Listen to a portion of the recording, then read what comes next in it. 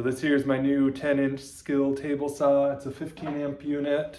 I just got it out of the box, got it set up. Very quick process. I'll show you how to do that, and then I'll show you it in action and all the cool features that come along with it. So here's everything that comes in the top layer of the table saw kit. You've got riving knives with guards, you've got a push stick, you've got a little bag of hardware, you've got the manual here, you've got a dust collection elbow, you've got anti-kickback device, you've got a miter gauge. So lots of various components that will provide use depending on the application. So after lifting out the top layer of styrofoam, you can see we've got the big reveal here, the table saw itself. We're gonna go ahead and get this unpackaged. And after getting the table saw out of the box, we've got the fence guide here that's also included in the package. The table saw was packaged really well. They use zip ties here that can just be cut to release components. The top of the table saw, nice metal construction. Everything feels nice and smooth here. What we're gonna do is go ahead and get this set up. So the first thing we do is actually tip it over. So getting this table saw into an upright position is as simple as pressing the red buttons on each of the 4 legs, and they click right into place. So once they're all locked into place, there's a nice carrying handle to allow you to flip it over.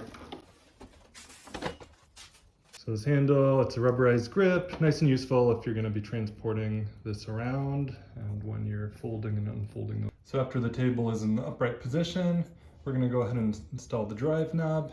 Comes with the knob and then a screw and a washer here and a little hex wrench to install it with. And it's just going to go right here onto the gear mechanism.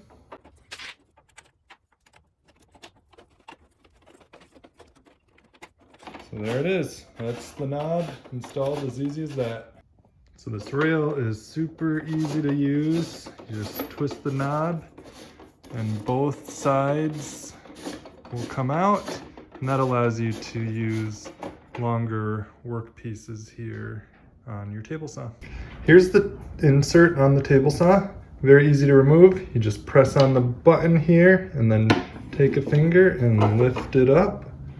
And that gives you access to the blade. So if you need to change it out, you can just remove the insert and proceed with changing it. So we're now going to go ahead and install the safety mechanisms onto the table saw. We've got the smart guard system with the riving knife and then the anti-kickback device. So we're going to show you how to get those set up. So the first thing we do is remove the table insert. And then we go ahead and raise up the blade as high as it will go. You can see this is super smooth motion here. And as we're turning that dial clockwise, the blade is raising up. And once the blade is fully elevated, we will move on to installing the guards. You can see the table saw comes with a 10-inch blade pre-installed here. This has 24 carbide teeth. Once the blade is elevated, we're just gonna go ahead and raise up the release lever. We're gonna go ahead and slide our riving knife into the back side until it's in place. You can see it fits just right above the blade here. It's locked in place.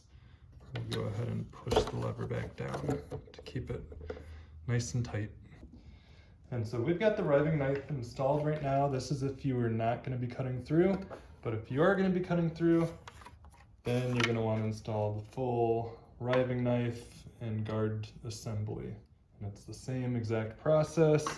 We just go ahead, unlock the lever there, pull out the non-cut through riving knife.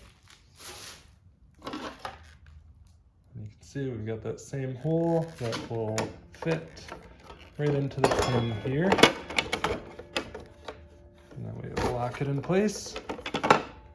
And that was simple. So really quick and simple to change out your riving knives. probably about a 15-second process. So once you've got your riving knife installed, you can go ahead and reinstall the insert. So then we've got the anti-kickback pawls, and these are very important if you're cutting through wood that's going to carry on past the blade. These will ensure that you don't have kickback or wood flying back at you. And installing this anti-kickback system, it's as simple as just pressing this lever here, and then you're gonna use that insert right in the indentation there on the riving knife. So you just place it down, let it go, and it's locked in place. So now we're gonna go ahead and install the fence onto the table saw. It's a very simple process. You've got these red levers on both sides. You're gonna make sure they're in the unlocked or the upright position. And then you've got these little grooves or indents here on both sides of it. And what those grooves are to fit around the bolt heads here on the rail system. So we're just gonna go ahead and gently slide it over. Once it's over, we lock the levers in place and we are ready to go. This fence has ability to be installed on either side. You can install it here or on this side of the blade.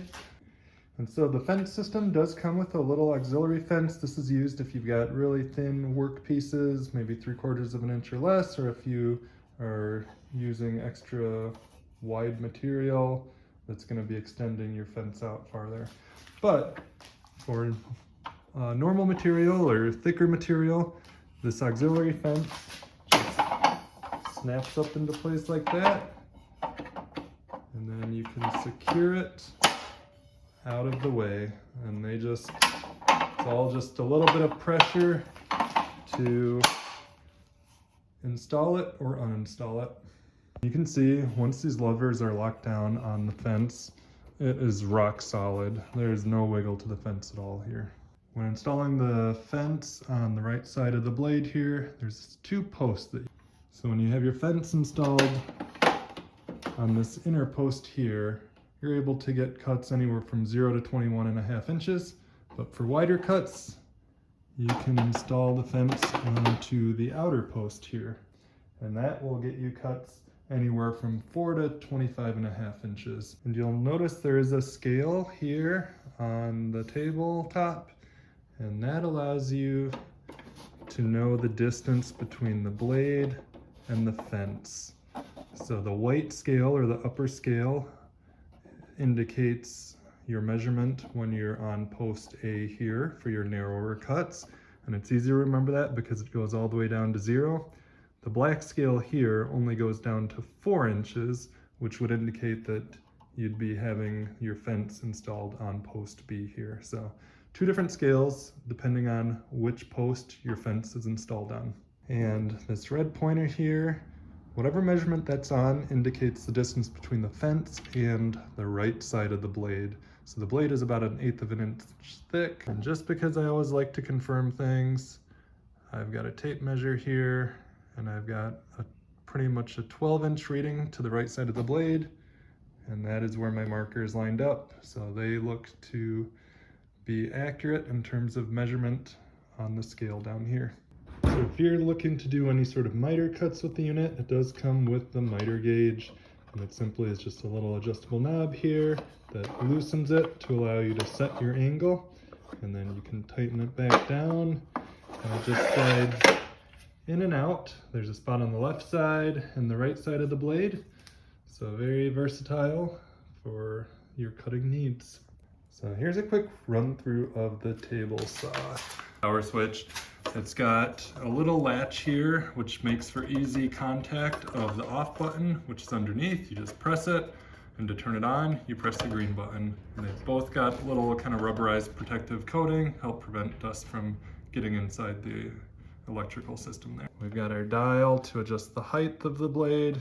We've got our lock mechanism here to adjust the angle of the blade. You can see we've got an easy to read red indicator that shows the angle of your bevel. The table saw does have an outlet here if you have a vacuum or a dust collection system.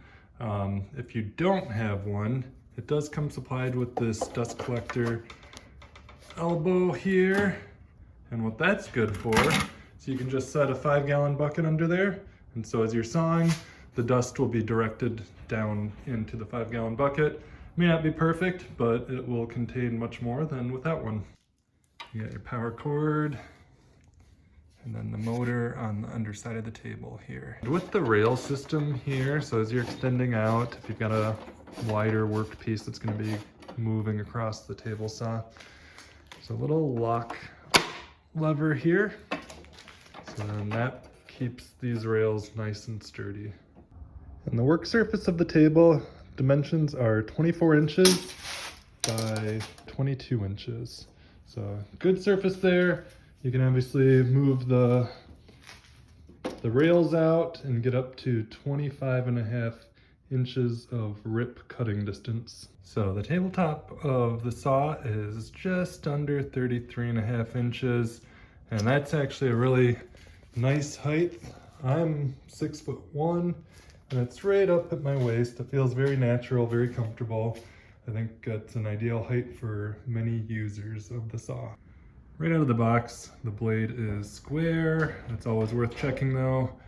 You can see I've got it at the 0-degree marker, indicating that I'm totally perpendicular to the table with the blade, as indicated by the square, no gaps there. It is ready for use right out of the box. And there's obviously going to be times where you're going to want to use a different blade, whether it's a dado or just a finer or rougher tooth blade. Very simple to remove it. You remove the guard system, the table insert. You go down here, grab the couple of wrenches.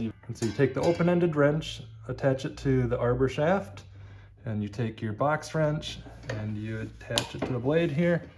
And then you just undo the nut here.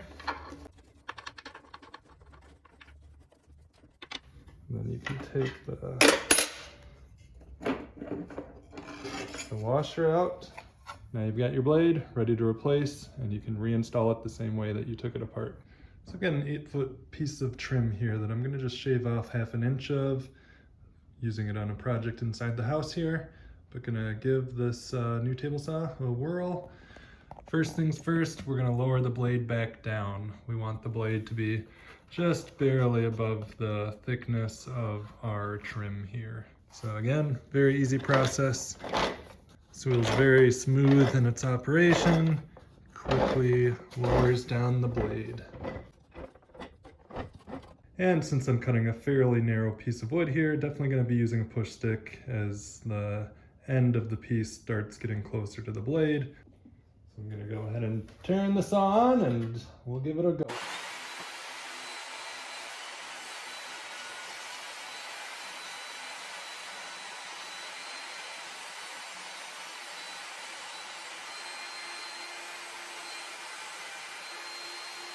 So I got a nice, super clean cut here. And this is just MDF board, so pretty soft stuff, but the table saw cut through it like butter. And while performing that cut, everything worked very well together. The guard system, the pawls on the backside, they kept the piece nice and flat on the table as it slid through the fence here. Felt very comfortable and natural using this. And once you're done using it, it is a pretty simple process to get this packed away. You can get it stored somewhere in your garage, shed, wherever it may be, or get it packed up for transportation to the next job site. So your guard assembly and riving knives, those can just slide right into here for storage. And then for your anti-kickback device, there's a little tab here, left of the motor. And the same way you attach this anti-kickback to the saw, you can attach it to this little hanging tab. So you pull the lever down, and just go ahead and slide it on there. Locked into place. So your dust chute elbow, you can just slide right into this holder here. And then on the front side of the unit, we've got a spot right here to store the push stick. And when you're not using the miter gauge, it's easy enough just to go ahead and slide it here, push it in, snaps it into place. So now we've got all the parts and pieces embedded underneath the unit for storage. so we can go ahead and fold up the table saw. And to do this, we simply just take the handle here,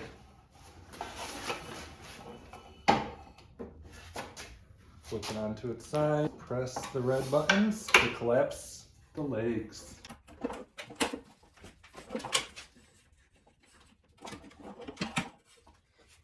So now we've got the unit all collapsed.